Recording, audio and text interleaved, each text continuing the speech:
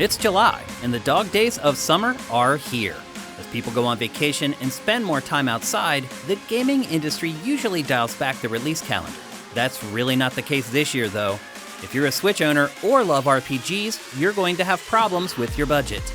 That's where this feature comes in. It's hot outside, so why not stay inside and play one or several of our picks for the best of the month. Monster Hunter is one of those popular franchises that appears to be more than it actually is.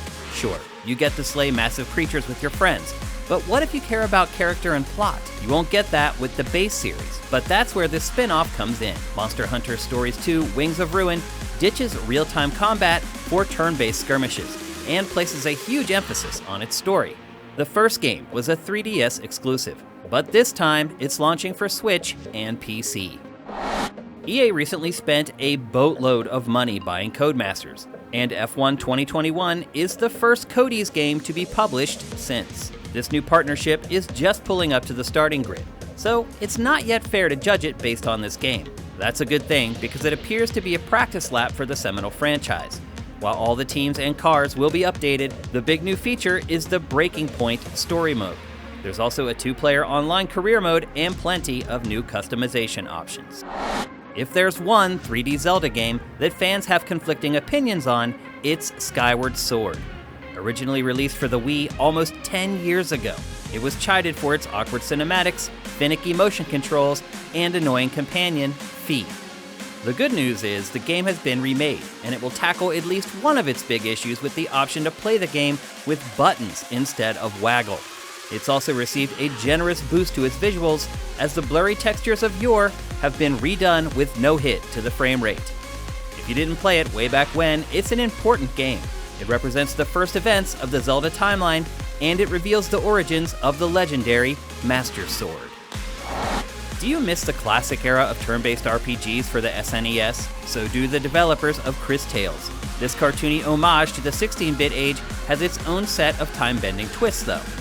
Peer into and learn from the past, decide on actions in the present, and alter the course of the future in ways that will dynamically reshape the world depending on the choices you make.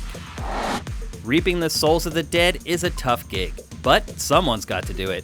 That's your job in isometric hack-and-slash action-adventure Death's Door. The problem is that some prankster has taken your soul and run off with it. You must chase the thief into a strange realm where everything grows to massive proportions. Don't get too scared. You'll have a vast array of traversal and attack options to keep the critters in check.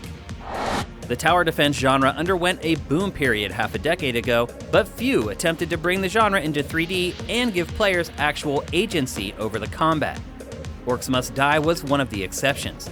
Not only can you set traps to stop the hordes, you can also get your hands dirty cleaning up the stragglers.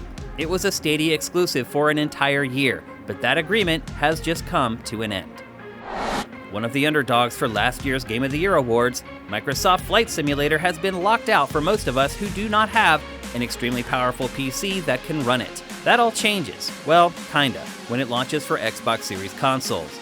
If you're lucky enough to have scored one by now, prepare for the most stunning and full-featured flight simulation ever released. It may sound boring on paper, but just wait until you're trying to land 200,000 tons of steel on what's essentially a highway.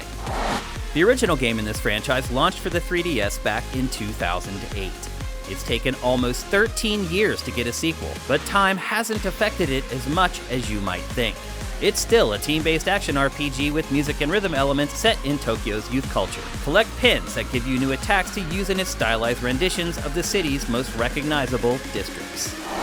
Phoenix Wright and crew have been staples of the handheld scene for quite some time, but there are still 2 games in the franchise that have never been released in the West.